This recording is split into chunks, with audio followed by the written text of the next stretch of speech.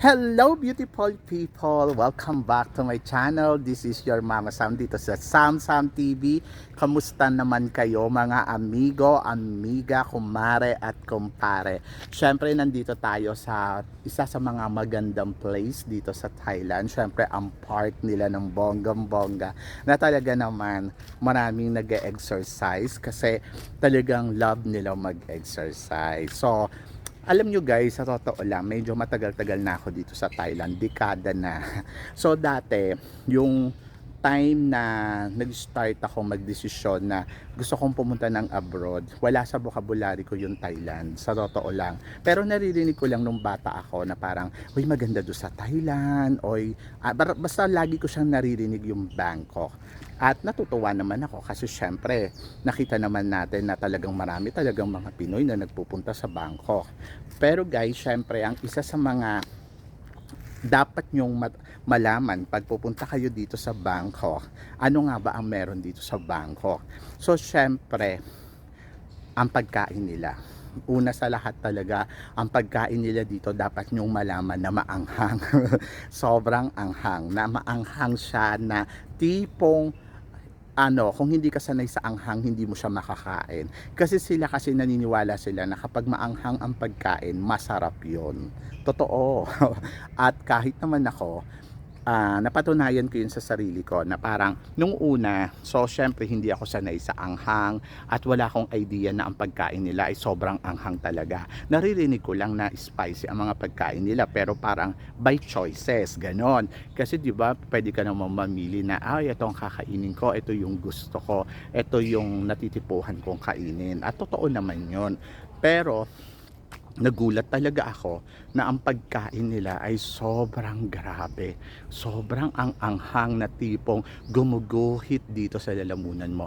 Yung time na yon hindi naman ako sanay sa maanghang na pagkain kasi ang mga kinakain ko, yung mga tipong ano lang, yung pagkain sa Pilipinas, 'di ba? Pag Bicolano ka, ayun, sanay ka sa spicy, pero kapag hindi ka Bicolano, hindi ka sanay sa spicy food. Kaya ako, yung mga kinakain ko, yung mga tipong ano lang, yung mga normal na pagkain sa atin. Kaya yung pumunta ako dito sa Thailand, oh my gosh, talagang naloka talaga ako sa anghang. Yung tipong ramdam ng sikmura ko na parang sinusunog siya ng bonggang-bongga. Yan. Tapos, ayun nga, so kailangan malaman ninyo na maanghang ang mga pagkain dito. Pero may mga pagkain naman na hindi naman sobrang anghang. So sabihin nyo lang sa kanila na wag sanang maanghang o bawasan ng chili or may pet, ganon. But sobrang winner. And then number 2, yung mga tao kasi dito, mahilig silang magway. So sa bawat nasasalubong nila, nakikita nila nagwaway talaga sila ng bonggang-bongga sa every morning yon sa umaga.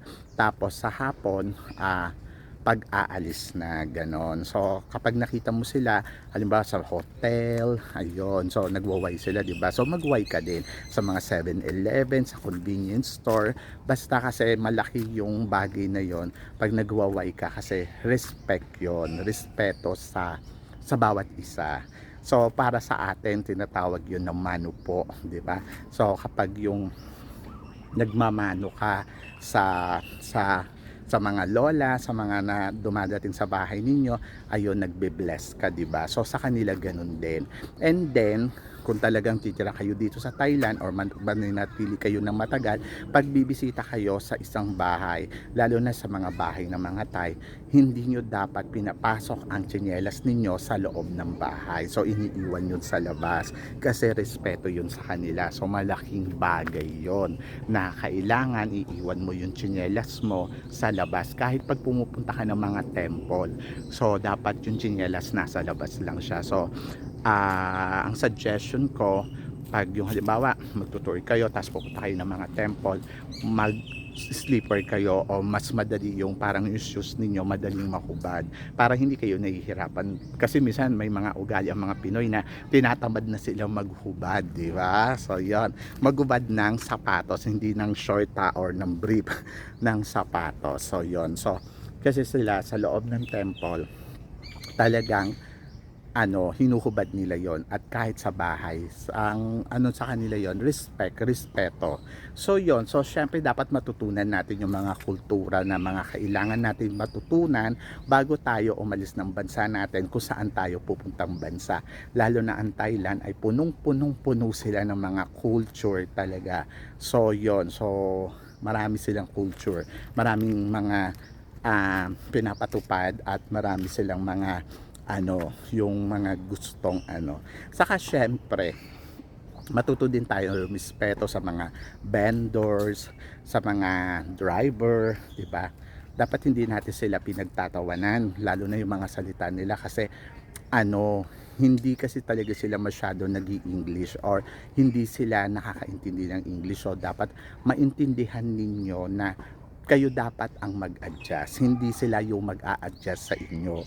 So yon, so dapat alam niyo yon na ang bansang Thailand ay hindi sila bihasa sa pagsasalita ng English. So dapat matuto ka rin ng mga ilang words na dapat mo pag-aralan dyan pa lang sa Pilipinas, katulad ng mga simpleng word, kung paano ka babate, kung paano ka magtatanong, kung paano ka makikipag-converse sa kanila ng bonggam-bongga. Siyempre, para alam mo yon, yung parang hindi po pwede na sila yung mag-adjust sa'yo kasi ikaw yung turista. Ikaw yung mag-adjust sa kanila kasi ikaw yung turista. Ikaw yung nakakaintindi, ikaw ang dapat mag-adjust. Ganon.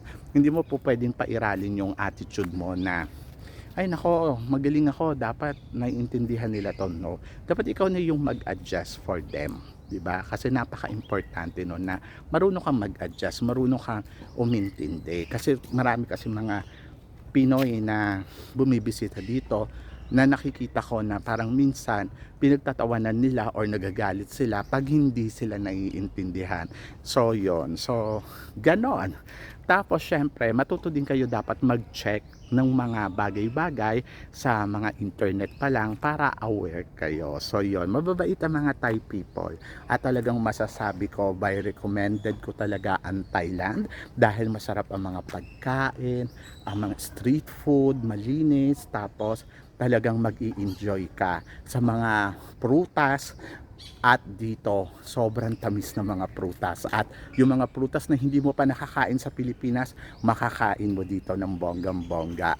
Plus nandoon dyan pa lang sa mga convenience store katulad ng 7-Eleven na hindi katulad sa Pilipinas. So kahit na mag-tour ka dito tapos 7-Eleven food lang yung mga pagkain mo, ay nako, panalo ka doon. So yun, ganon ang meron dito. Masaya dito sa Thailand, laging naka-smile ang mga tao, kaya dapat lagi ka lang din naka-smile sa kanila.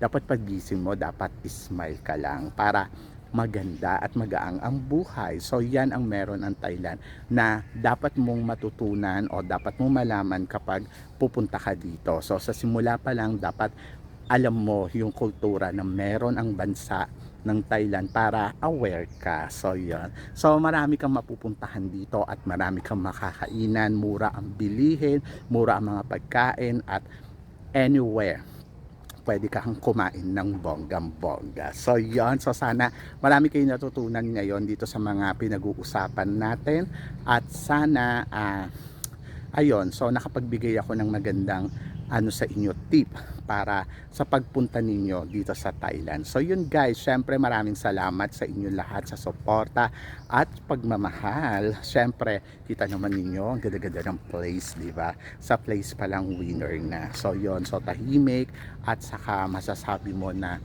maganda at presko yung atmosphere ba. So bongga. So yun guys, so syempre sa mga hindi pa nakaka-subscribe, don't forget to click like and subscribe my channel, at i-click nyo na rin po ang notification bell para updated kayo sa chika natin. So guys, hanggang dito na lang, hanggang sa muli natin chikahan. See you tomorrow. Thank you guys.